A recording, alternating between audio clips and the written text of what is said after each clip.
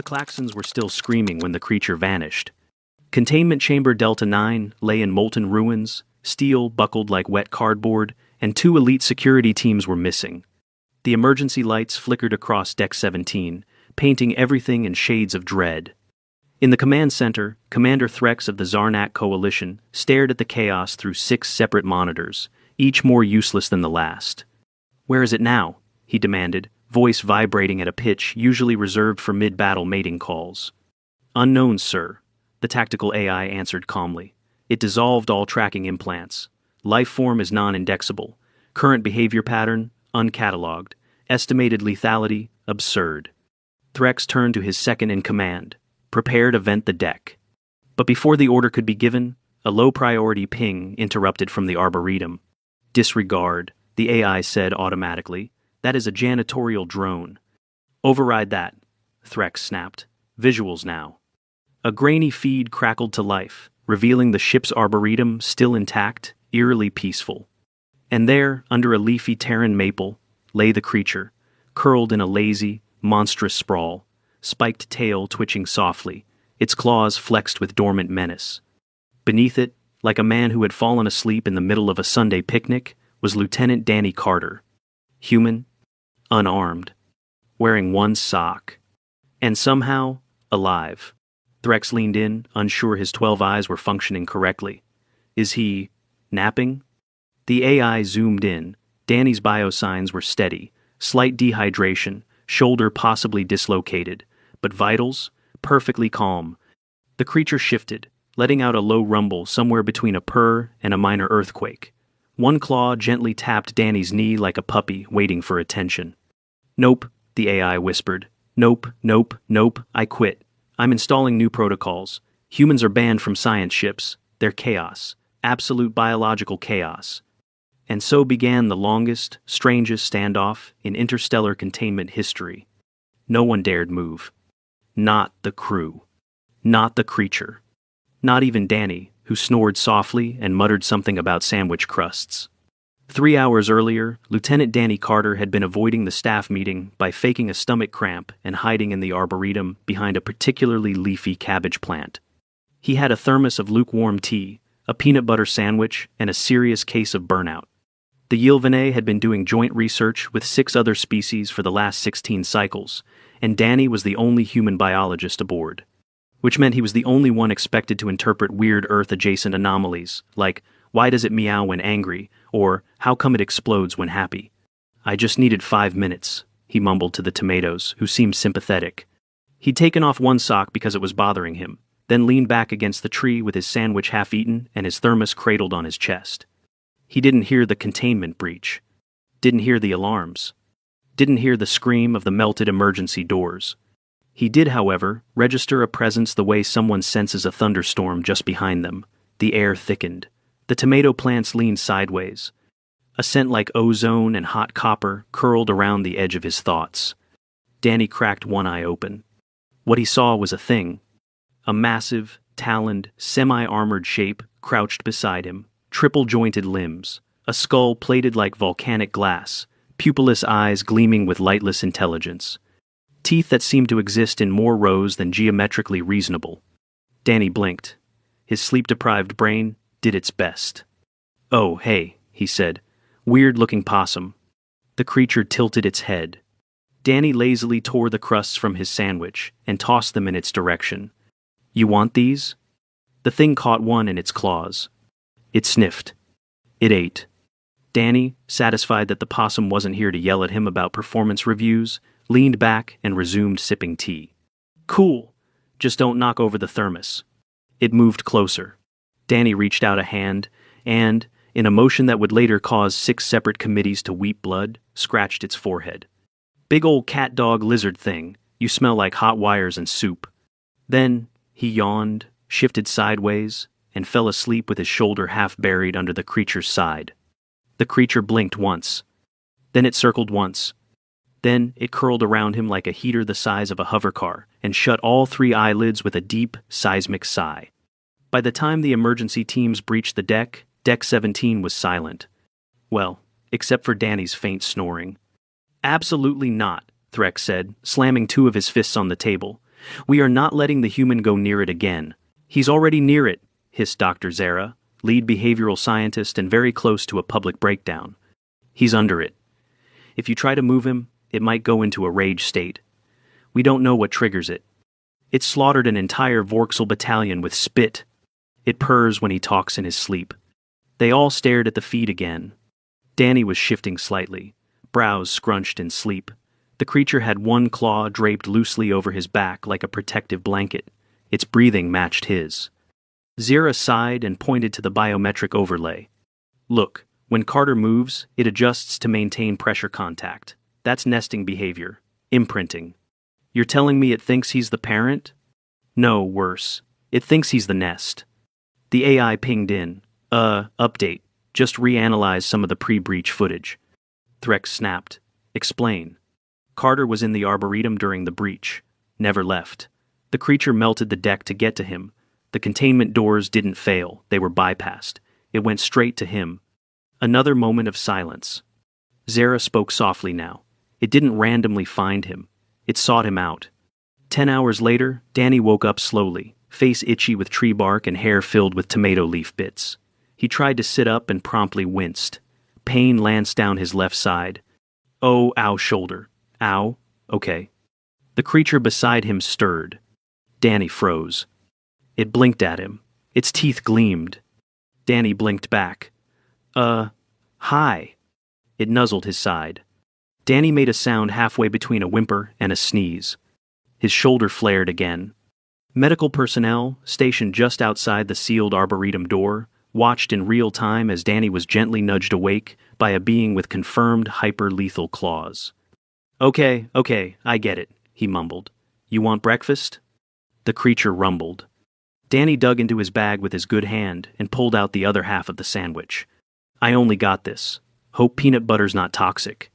He held it up. The creature leaned forward and delicately took it with 2 claws, ate it in one bite. Danny tried to adjust his position again and nearly passed out. Medical requested clearance to enter. Zara blocked it. Not yet. Let's run this slow. Let him talk. If we agitate the thing now, we may lose both of them. The creature leaned over and made a soft growl. Danny blinked. Buddy, did you just purr? Then it licked the side of his face. Danny flinched. Okay. Nope. We don't do face licks. I'm not peanut butter. He clutched his shoulder. Oof. I think something's wrong with this. Like out of the socket wrong. The AI's internal med scan updated. Dislocated left glenohumeral joint. Dehydration. Elevated cortisol. Fatigue levels extreme. Danny reached for his thermos and shook it. Empty. Great. He glanced up at the creature. Well, Snugglemuffin. I'm calling you Snugglemuffin now. That's the deal. If you're gonna break my shoulder and drool on me, you get a name. The creature tilted its head. Snugglemuffin did not object. Danny sighed. I need a doctor. You okay if they come in? Just to fix me up? Snugglemuffin curled tighter around him. Danny muttered. Yeah, I didn't think so. From the outside, the crew watched as the galaxy's most dangerous apex predator curled into a ball around a sleep-deprived, sandwich-holding human and napped. Again. Threx slowly sat down and rubbed his temple with 4 fingers. I am going to be sick. Jera smiled faintly. You might want to get used to this. Security footage from the next 6 hours was classified under Level 10 clearance and nicknamed internally as the nap logs. On them, Snugglemuffin snored. Danny slept, occasionally twitching. Snugglemuffin shifted, adjusted, and resumed nest mode. Danny mumbled about overwatered spinach and mandatory nap rights. Medical argued, loudly, from outside the sealed Arboretum. Inside, Danny's shoulder turned a shade no shoulder should be. The dislocation had strained the ligaments in his upper back, and the lack of immediate treatment meant the swelling was significant. He was aware of the pain, but he wasn't aware of the tiny fracture in the top of his humerus, or the slight nerve compression happening just beneath the joint. What he was aware of was that if he moved too much, Snugglemuffin whimpered. So he didn't move. Until the pain made him. I'm going to pass out again, Danny mumbled, sweating through his uniform. Either from dehydration or sheer shoulder betrayal. The creature stirred. Danny froze, teeth clenched. I'm fine. You sleep, buddy. Snugglemuffin didn't sleep. It rose slowly, muscles rippling under armor like skin, and made a low, rattling sound in its throat. It padded 3 meters to the wall, stared at it, then walked in a tight circle and returned to Danny, nudging his chest lightly with its snout. "Oh, that's sweet, that's ow, still tender, still very broken." Then, in a motion that caught every observer entirely off guard, Snugglemuffin turned and tapped the door panel with one claw. The arboretum door unlocked. Every protocol siren in the command center went off. "Wait, wait, wait!" Dr. Zera shouted over the AI's voice, shouting, "Containment breach reinitiated. Hold, look at the creature. It's not leaving. It opened the door." Snugglemuffin nudged Danny again. Danny blinked up at it, barely awake. You want help?" It chuffed. Medical was already on the move. 2 medics in soft body pressure suits, carrying portable diagnostics and trauma packs, stepped in slowly. Both had pulse shockers on standby. Snugglemuffin stared at them. They stared back. One held out a saline injector. "Lieutenant Carter, can we assist?" Danny exhaled sharply. "If you don't mind me screaming for a moment, sure." They approached. Snugglemuffin followed. "No sudden moves," the medic warned under her breath. "Just stabilizing." Yeah, Danny muttered. "Get the shoulder first. It's killing me." The creature let out a low sound again and gently, very gently lowered its head to the ground beside Danny's ribs. One claw rested inches from the medkit. Danny said, "He's supervising." "Is it male?" one medic asked. "I don't know. I'm not checking. I'm calling him he until corrected." The medics worked fast. The swelling made the shoulder reduction difficult. Danny's muscles had tightened reflexively over the joint, and the surrounding inflammation was interfering with rotation. It took sedation, a soft exosplint, and a rapid hydration IV before they could finally reset it. Danny passed out somewhere mid-procedure. The AI noted the drop in biosigns and warned the crew outside. Snugglemuffin growled. The medics backed off immediately. But when the human exhaled in post-procedural sleep, Snugglemuffin visibly relaxed. It lay down again, resuming its protective curl.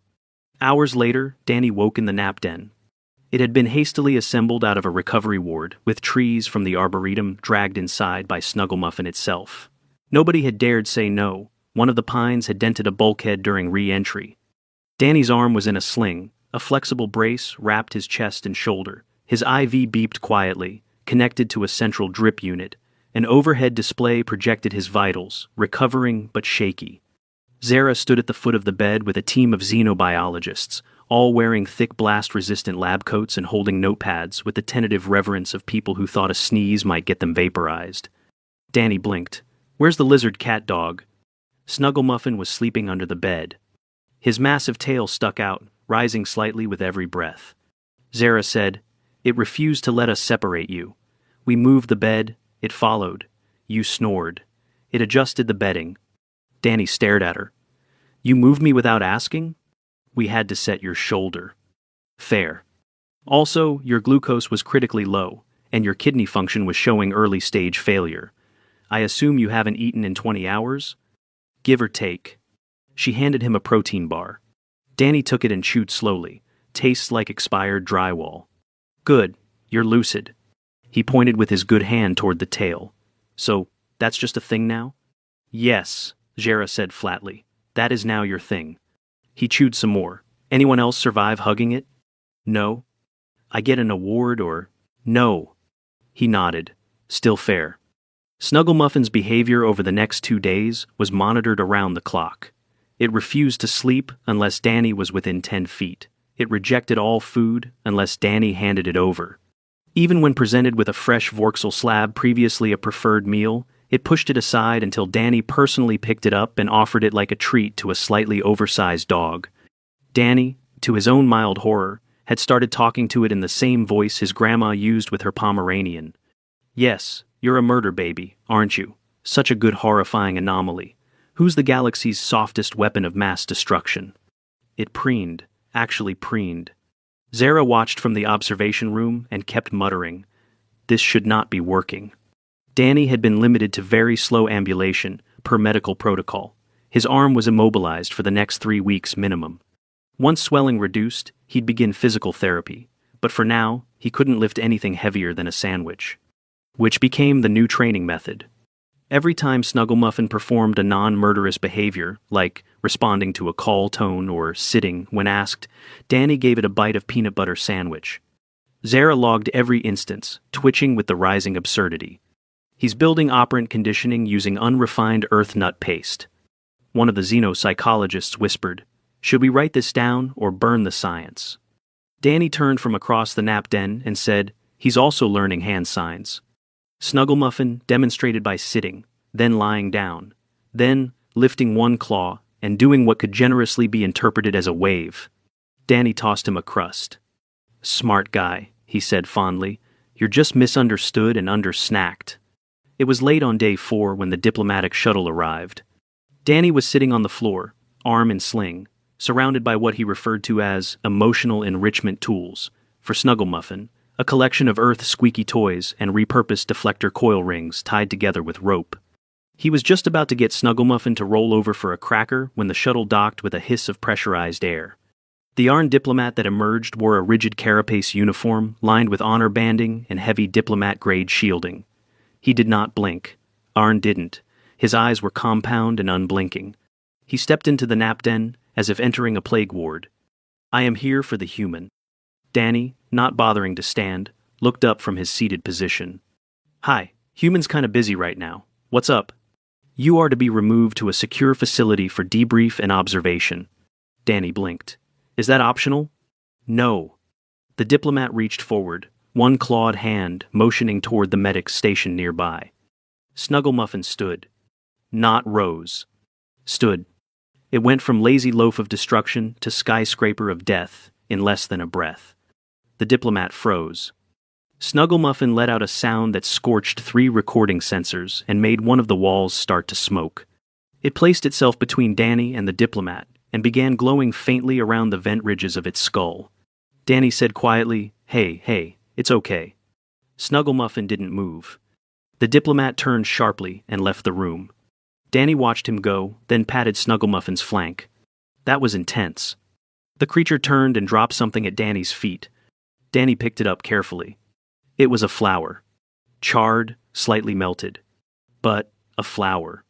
Snugglemuffin gave a low huff and curled up beside him again. Danny sighed. "Yup, I'm the nest." By the end of the week, the nap den had its own power grid. 2 diplomatic observers, a psychological operations team, a peanut butter ration supply chain, and a new sign at the entrance that simply read, "Authorized nest personnel only. Approach human with snacks and gentle voice." Danny Carter wasn't sure when he'd officially become the galaxy's leading expert in accidental apex bonding, but he was deeply aware that his arm still ached every time he moved. His physical therapist, a no-nonsense 4-armed Gorlak named Mary, was treating him with the quiet frustration of someone used to patients trying to skip stretches. "You're healing slower than recommended," she grumbled, guiding his good arm through a passive range of motion drill. "I'm doing fine," Danny mumbled.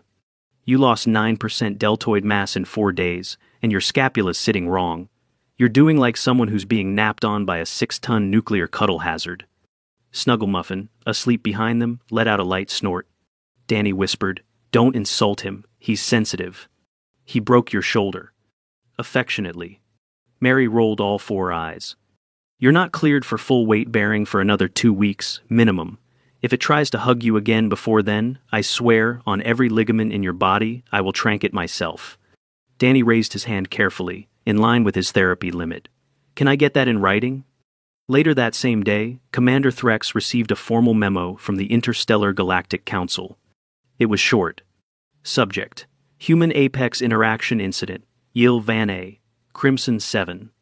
Directive: Immediate onboarding of Carter Protocol. Beneath it, in smaller font, definition: Carter Protocol, a field management strategy in which emotionally unusual humans are deployed in proximity to high-risk apex entities for potential neutralization via bonding. Tools may include, but are not limited to, sandwiches, affection, plants, nap spaces, and unfiltered conversational rambling. Threx closed the file and stared blankly at the wall. "This is weaponized softness," he muttered. "We've invented a weapon of mass napping." Elsewhere on the ship, Dr. Zara was compiling a comprehensive behavioral study.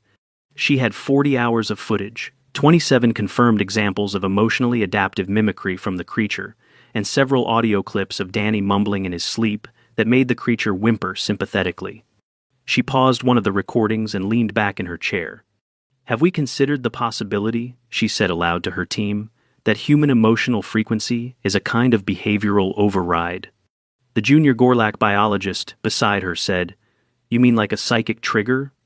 "No, like a biological static, something so innately contradictory that it confuses hostility into submission. Or," he added, "it's just that no one's ever offered it a sandwich before." Jera hated that he might be right. Day 8. Danny tried walking the corridor outside the nap den. He had full clearance now. Technically, medically, he was cleared for light activity, and his therapist had demanded gentle upper body use with assisted stabilization. So he pushed a cart. A snack cart.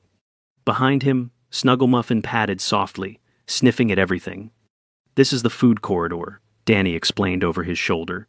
"Ship commissary. Lots of smells. Try not to eat anything alive." The creature snorted. Its head brushed the ceiling. Crew members scrambled into side rooms.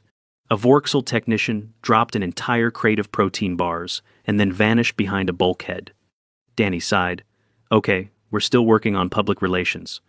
Snugglemuffin paused beside the dropped crate. He looked at Danny. Danny raised an eyebrow. "No, you have to wait until we get to the samples." Snugglemuffin sat perfectly still.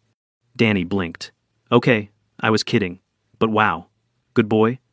The creature's tail thumped once against the wall, hard enough to rattle a light fixture.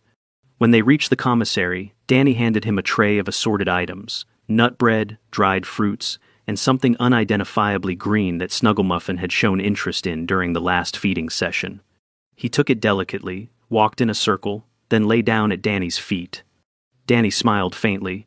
"You're not so bad, you know." Zira, watching via drone, whispered, "He's parenting it." Threx, listening in, muttered, "He's got an Apex death engine, taking snack orders like a golden retriever. That's not parenting. That's dark magic." The Zarn diplomat returned. He had paperwork this time. "I am here," he announced, "to witness the behavioral integrity of the bonded Apex entity." Danny looked up from his seat in the arboretum. He was teaching Snugglemuffin to recognize color-coded objects, a task that required a complex mix of patience, bribery, and minor psychological tricks. "Cool," Danny said. "You want to help?" The diplomat hesitated. "I am not trained in xenobonding." "Neither am I. Pick up that red thing and hand it to me." It was a soft, squeaky chew ring. The Zarn touched it with 2 fingers, like it might explode. Snugglemuffin watched. Danny gave a soft click with his tongue. The creature looked up. "Red," Danny said. Snugglemuffin stared at the toy. The diplomat held it forward. Snugglemuffin looked at Danny again. "Yeah, that one." Snugglemuffin took it, gently, then dropped it in Danny's lap. Danny handed him a treat. "Good boy." The Zarn sat down slowly. He didn't speak for several minutes. Finally, he said, "The council may need to reevaluate humanity." Danny shrugged. "You say that like it hasn't happened already." That night, Danny had another physical therapy session. He winced as Mary helped him rotate his arm back over his head. "Still stiff," she said. "No kidding. You'll need 6 more weeks before you get full strength back, assuming no further Apex snuggles." Danny grunted. "You got lucky," she added. "Shoulder like yours? Could have torn your labrum? You'd be out for months. Full surgical rotation. I'll take mildly shredded over completely shredded. Don't push it. Start lifting anything over 5 kilos. You'll just set yourself back." Danny nodded. From the far corner of the room, Snugglemuffin, who had been sitting like an obedient statue, rose and walked over. He dropped a pillow at Danny's feet. Mary blinked. Did it just bring you a comfort object?" Danny reached down with his good hand and accepted the pillow. "Yup. I hate this." "You're just jealous." "I'm furious." 10 days post-bonding. The report was ready. Zara uploaded it to the Galactic Database under Provisional Classification ZB Hum Crimson 7. Emotional disarmament via human contact. The summary read, Subject Crimson 7 demonstrates complete behavioral override in presence of bonded human. Signs of trauma-induced aggression diminish rapidly, with continued exposure to positive human stimulus. Further interactions reveal a capacity for learning, empathy, mirroring, and preference for sleep proximity. This suggests an emotional processing model previously thought impossible for its classification. Conclusion: the human Lieutenant Daniel Carter is not a trainer, not a commander, not a scientist of rank. He is, for lack of a better term, an emotional anchor. His presence disrupts the threat profile of Crimson 7 inches ways our current sciences do not yet understand. He is to remain assigned to the subject under what is now called the Carter Protocol. And under no circumstances are humans to be permitted unsupervised interaction with apex predators, because they might just win.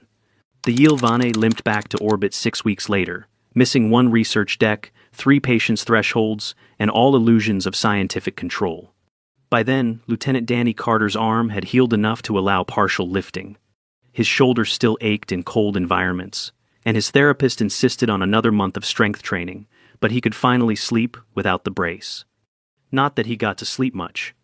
Snugglemuffin had taken to nocturnal wanderings. Every 2 hours, it would lumber down the ship's hallways, sniff at walls, then curl beside Danny's bunk again with the heavy thud of a collapsing star. Security stopped reacting after the second night.